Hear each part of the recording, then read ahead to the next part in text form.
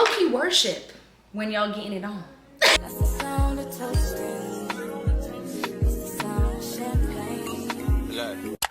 What is up and what is poppin', y'all? Welcome to a Get Ready With Me. It's been so long, girl, since I've sat down and talked to y'all and answered some of your frequently asked questions. I'm gonna be getting into all of the tea today. So if you like this video and want more like it, make sure to let me know down below. Now, disclaimer, I feel like I was a little rusty on this Get Ready With Me. I feel like I have not just sat down and got into it in a minute. So I apologize if I was like repeating things or forgetting what I said. I don't know. I just feel like it was a little suspicious. But nonetheless, I definitely did answer some of the questions that y'all keep on asking me. So if you're curious on what I had to say, then keep on watching. But I do want to take a second to talk about our sponsor of the day, because I was sipping on my matcha tea all throughout the video. And I love my Picay tea, and I just want to take a second to talk a little bit about them. So Picay focuses on comprehensive skincare in 2 daily drinks. Yeah, you heard it right, girl, drinks. I know sometimes we like to focus on our skincare with the products we use on our face, but it's also just as important to work from within to get radiant skin. The Radiant Skin Duo combines powerful plant extracts and science-backed ingredients in 2 delicious drinks. So you firm and brighten with the Sun Goddess matcha tea, which I was drinking throughout the whole video. And then you deeply hydrate and boost skin's elasticity with the BT Fountain Beauty Electrolyte. These together, oh baby, that skin about to be glowing. Are you kidding me? So you can enjoy a beautiful daily ritual packed with powerful green tea antioxidants, clinically proven ceramides, clarifying chlorophyll, and moisture boosting hyaluronic acid. All in 2 drinks. What? So with these 2 drinks as your daily ritual, it's been clinically proven to see results in as little as 15 days. And if you go the full 60 days, you're going to see powerful results. I mean, baby, look at the skin, it's glowing. So make sure to head to picaylife.com/Maya and get a discount and start your skincare journey from within today. Ooh, girl. If only you knew what I've been through to finally be able to press record. We're about to pin this hair back. We're getting right into this, baby girl. We got a lot to kiki about. We got a lot to talk about. I haven't done a chit chat get ready with me in so long, so this is going to be very interesting while we sip on our matcha. First things first, we're gonna do this hair. So I don't know why I just pinned it up if we gotta take it down. I'm going to do some like light curls on this. I just washed my hair actually, so this is going to, it's going to be something simple. Now trust the process, because I'm gonna look crazy during the process. So if you watch my weekly vlogs, you know I've been loving this. It's from Lange, I think.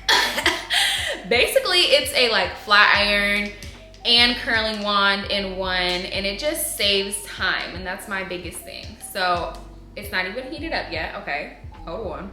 Once it gets hot, basically the fan turns on, and then we can do some light curls. Kind of really close and like in your face right now, but this is the best we can do with what we've got, as it's been a long time coming for this video. So I put a poll up on my Instagram. I asked you guys, send me all the questions. Let's get into it. I haven't done one of these in so long. So let's get right into these questions. Make sure to follow my Instagram as well, because I do post a lot on my story and you can stay updated with me that way. The first question is, were you ever scared of becoming a mom? It's crazy, okay? Quick little story time. So when I found out I was pregnant, I literally remember every moment, every second of it.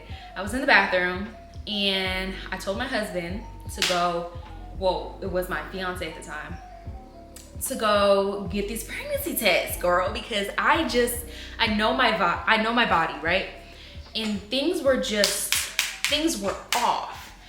My breasts were super sore, and it's not like a period sore. Like I know when my cycle's starting and like that type of like soreness I'll get on my breasts. It was a different type of sore, and as soon as I felt that, I was like, it just turned on. Something is off. Something is off. I'm going to have to look down, y'all, in this way. Sorry, my mirror's right here. But I was like, something is off. So he went and got the pregnancy test. I took them, well, I think he got 2. I took them both clear as day pregnant. I was like, couldn't be me. So of course I was like, go get more, because this is not correct. He goes, dang, I just curled it the wrong way. Ah, no, I curled it the wrong way. So he goes and grabs like 6 more. Clearly all of them said pregnant, y'all. So I think in that moment, you either have obviously excitement or you have fear.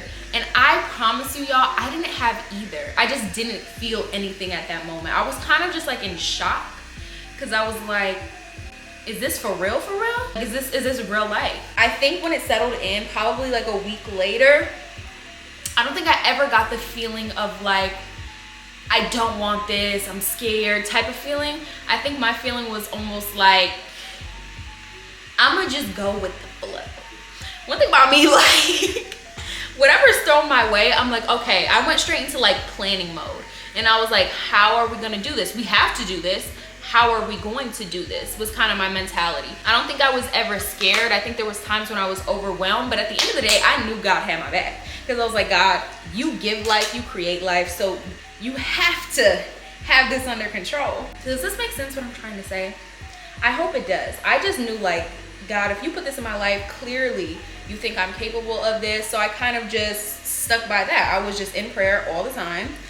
And obviously it was hard, especially like pregnancy itself is just a lot. And then I was very young, like I still am very young. I think I never had that feeling of like, I'm gonna miss out on anything, because I'm naturally very mature, and this is kind of what I wanted. Like I've always wanted this. This is the things I prayed for. I've always wanted to have a family, my own family. Like, so I don't know. I can't really explain it, but I would say I was never scared. I was just ready for whatever was gonna come my way. And I was praying in the process, girl. That's all I can say. Okay, so the next question is, how is being married so young? Any advice? Okay, so a lot of you know I did get married when I was 19. I'm currently 20, so keep that in mind. It's been like, I think 8 months since I've been married. I'ma keep it real with y'all. Like, I have to keep it real with y'all. I love being married young. I don't think I don't have a feeling of like, oh, I'm missing out on my youth. Like, what is missing out on my youth? What is that? What does that mean? For real, for real. Like, what does that mean? Does that mean like I'm missing out on partying? I'm missing out on getting played? Like, you know what I mean? Like, what does that actually mean? I don't think I've missed out on anything. If anything, I feel like I have, ever since I got married, God has just increased everything in my life. And I'm not saying that's gonna be the case as soon as you get married, but I never had a feeling of like, dang, I wish I never got married because I'm missing out. Child, I don't think I'm missing out on nothing, like at all. Everybody's life is very, very, very, very different. And this is not gonna be the case for everybody, but this is just my story, my testimony. And yeah, girl, at the end of the day, I just couldn't see my life any other way. You know, if you would have told me this 2 years ago, I would have been like, you're crazy. But now, like, I can't see my life going any other way than how it is right now. So I personally love being married young. Me and my husband have a great, great, great marriage. And also, like, marriage is not boring. Marriage is not boring. I hate that whole stigma, like, you know, once you're married, like, life is boring. Baby girl, life is fun. Life is literally what you make it. Like, that's such a cliche, but it's the truth. Life is literally what you make it. Like, we could still travel. Obviously, we have one child, but like that doesn't stop nothing. We still travel. We still have date nights. We still have a great behind the scenes life. You feel me? So I don't think I'm missing out on anything. I think this is perfect for me. This is just the journey God had for me. So I love being married young. I think it's beautiful. Our marriage is beautiful. I love my husband. I love our family. And yeah, girl, I'm kind of sweating as I'm doing all of this. So keep that in mind. I don't know how good this hair is gonna come out, but we're just gonna hope and pray to the Lord that we can make something out of nothing. Because right now it's looking like nothing, but I promise you, we can make something out of nothing. Now the question y'all keep on asking me, y'all keep harassing me with this question. want more kids? Oh my gosh. Y'all, do y'all want me to have more kids? Because I'm starting to get the feeling that y'all do. If this is loud, I really hope this is not loud in my mic. I have a mic attached to me. Let's just pray that it's not, but it might be. And if it is, I'm sorry. Okay, so do I want more kids? I first want to talk about, well, there is a question about postpartum, so I'll go into that in a little bit. But the short answer is yes. The long answer is definitely not right now. I don't think, like, if you don't have kids, it's so easy to be like, oh, you should have kids and all that type of stuff. But like, motherhood is beautiful. I love motherhood with everything in me. But if I could have one word to describe motherhood, it would be sacrifice. It's literally the ultimate sacrifice. I'm not saying like I don't want to sacrifice for my kids. Of course I do. But the past 2 years have been filled with sacrifice. I would say the past year has just been filled with like straight sacrifice, and I'm ready to just breathe. I do not want another kid for the next like 5 years, but I would be, you know, I would be hyped to have a little son or whatever. But again, in 5 years, like nothing, hopefully. I'm saying this, y'all, and I'm just, you know, God likes to play around, so let's just all hope and say a prayer for me that this is my truth, that I'm walking in my truth. But yeah, I really would hope that in 5 years, you know, it would be planned. And that's kind of where I'm at with that. So 5 years, I'm gonna have my son, but not right now. Okay, so the next question is, now that you're 6 months postpartum, how do you feel? How was your journey? Give me the tease. Whoever said like 6 weeks was all a mother needed to recover in the postpartum recovery, immediately get fired. Because I'm 6 months postpartum and I'm just now starting to feel like sane. And I'm not even joking, y'all. Like, when you're in that postpartum period, I feel like it's honestly more trying than pregnancy itself, because your body's like, what's going on? There was a person inside of me, now the person is gone. Your mind literally starts to play tricks on you. You battle with mental health. You battle with like physical things that are happening to your body. Your hormones are all over the place. On top of that, you're trying to navigate your new body. Like, the list goes on and on and on with postpartum. I thankfully can say I don't think I experienced postpartum depression with my daughter. And I praise God for that, y'all, because that was one of my fears. Like, I have struggled with depression in the past, and I was like, you know, I feel like I'm going to struggle with postpartum depression. But thankfully, like, I don't think I struggled with it. I think there were days, like, obviously everybody has hard days, but I don't think I can claim having postpartum depression, because I've seen how real depression can get, and I didn't experience that with my daughter. So I'm thankful for that. Now you're living life, but not only for you, like you're a sole caregiver for a human. And that itself freaked me out for a while, y'all. I was like, is this for real or for fake? But no, like, she depends on me for life. But I would say, I think the hardest thing that I struggled with was like trying to figure out how to do life now that I'm a mother, you know, because I am more than a mother. And I like to say that because a lot of people like think just because you're a mother, now your whole sole identity is in motherhood. And that's just not the case for me. I am a wife before anything. Hold on, back up. I am a daughter of the Most High God before anything. I'm a wife before anything. And then I'm a mother. And then I'm an entrepreneur. So it's like there's so many different roles that I'm called into. And I was just trying to figure out, okay, how do I do this without going crazy? The biggest thing for me was help. Like, I could not do this on my own. And as somebody who always wants to do everything on my own, I realized if I want to survive, if I want to be sane, I need help. Thankfully, I had lots of help from my moms. I had lots of help from my husband. I had so much help from like family and friends, and that was so needed, y'all, because it is hard. Like, you need help, seriously. So I think that was the biggest thing for me. Also, new body. Y'all know I am like very much a gym baddie, and I don't know if y'all know, but my daughter made me gain 70 pounds, y'all. 70 pounds. I went from, I think I was, before I even got pregnant, I think it was 150. The day I gave birth, I was like 216. So that itself was a lot for me. Y'all, I really don't know how this hair is going to turn out, but we're just gonna hope, because right now it's looking sketchy, as y'all see. But we can hope and pray. So I think navigating my new body was very, very difficult for me, because especially because I was athletic all my life, y'all. Like, I was track baddie. I was always in some sports in school, and going from like super athletic, super fit to very insecure about my new body, it was hard, girl. I am gonna redo the front, but I just needed a little bit of body, just a little bit. Okay, let's pin back and get into the makeup. I am just doing a quick makeup look because I'm just about to film content, so I'm gonna do like my quick everyday makeup.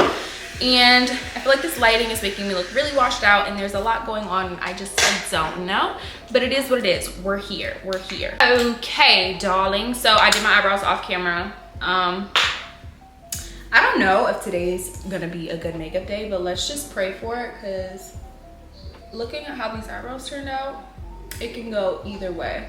I feel like they're like a okay eyebrow, not my best, but not my worst. So let's have high hopes, please, because it's a lot going on. I do look like Casper the Ghost. I am giving the girls Casper on today. Okay, so let's go into the next question, because I forgot what I was talking about. Okay, so somebody asked me, what is my guilty pleasure?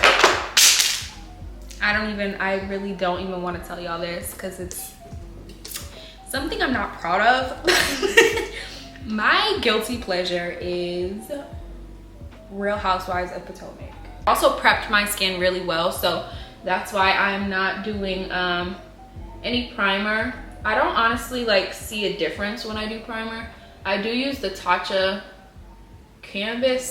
silk canvas one when I do use primer, but today we're not doing primer. We're just gonna get into it.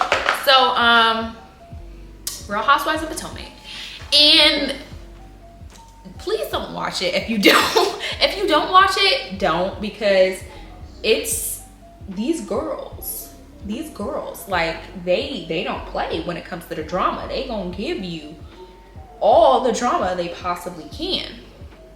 That's my guilty pleasure. I don't know, it's something I am not proud of, but also I feel like everybody needs a guilty pleasure. Like that's mine. So Real Housewives of Potomac, and honestly I started it like probably a few weeks ago, but I went back, y'all. I'm in like the 2018 season, so I'm not even up to date on the real tea. Please don't spoil the real tea, because I have yet to experience it, but I'm definitely going to experience it, because it's just something that currently has a chokehold on me. This makeup look is a trust the process type of look, because I'm looking super, super washed out right now. But just know, hopefully by the end of this video, we get somewhere. So I think that's a really good question, because I'm gonna be honest with y'all, full transparency. When I was pregnant, and even postpartum, well, obviously postpartum, but when I was pregnant, it either goes two ways for women. You're either super on it or don't touch me. And I was a don't touch me type of girl. Don't touch me. I don't know, like literally that's the only two ways I've ever heard it go for women being pregnant. So we dealt with that for probably like, especially in the beginning, like my first trimester, don't even look at me. Seriously, y'all. So that was the first trimester, and then I think it got better the second trimester, but then the third trimester it was right back to don't touch me.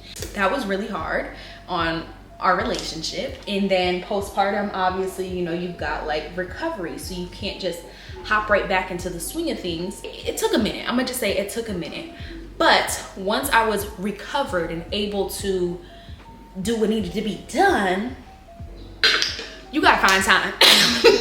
All I'm gonna say is, if it's nap time for her, it's go time for y'all.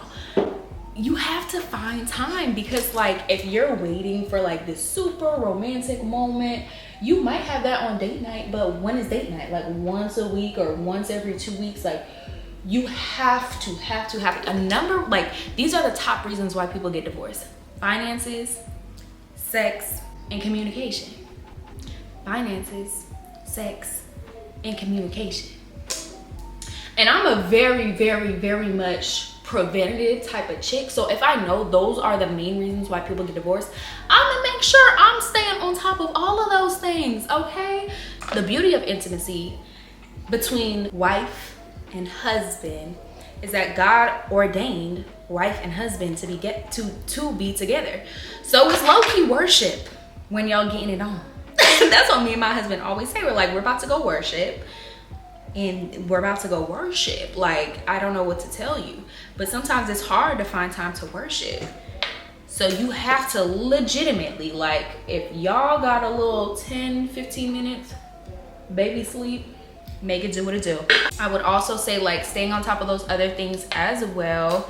You know, making sure, like, you guys are communicating, making sure you guys are having, like, we have family meetings literally like multiple times a week, just checking in, like, okay, where are we with that? Okay, where are we with our finances? Okay, because we're also business owners and business partners, so like our dynamic is a bit different, but we're just really big on being on top of stuff, so that way we don't look up 5 years down the road and we're like, what happened to our marriage, you know? So that's kind of how we do that. Okay, so this is a Rare Beauty blush. I'm honestly gonna put the products on the screen for y'all because I have not been telling y'all what I've been putting on my face at all, but I just like a little punch, a little fruit punch on the face, because you just need a little something to bring you back to life, because clearly I was looking like Michael Jackson in the flesh. So the next question is, how did you become consistent spiritually, physically, and mentally? And I'm also about to line my lips real quick. This is actually from Fashion Nova, y'all, and it's in the color Pink Nude 1. And I'm gonna line my lips really quick and then I will answer that question. Lips are lined. I think I'm just gonna do some clear gloss. I think consistency comes down to establishing routine. Without routine, you ain't got nothing. One thing I can rely on is my routine. Even if I'm not feeling motivated, even if I'm not feeling like praying, I have established a routine that I know works. And when I operate outside of my routine, my day is completely thrown to the left. But if I'm operating on my routine and if I'm doing the things I said I was gonna do, like working out, like praying, like taking time to feed my mind, all of that type of stuff is part of my routine. So you can't become consistent until you establish a routine. Now, to establish a routine, you have to go like a straight week of just grind mode. So that means praying even when you don't want to pray, working out even when you don't want to work out. And now this is something you just do. So when you don't feel motivated, you always look back and be like, okay, but it's part of my routine and I gotta get it done. Does that make sense? Before you can become consistent, you have to have a routine. Having a routine is going to allow you to be consistent because you can rely back on your routine when you don't feel like doing what you need to do, basically.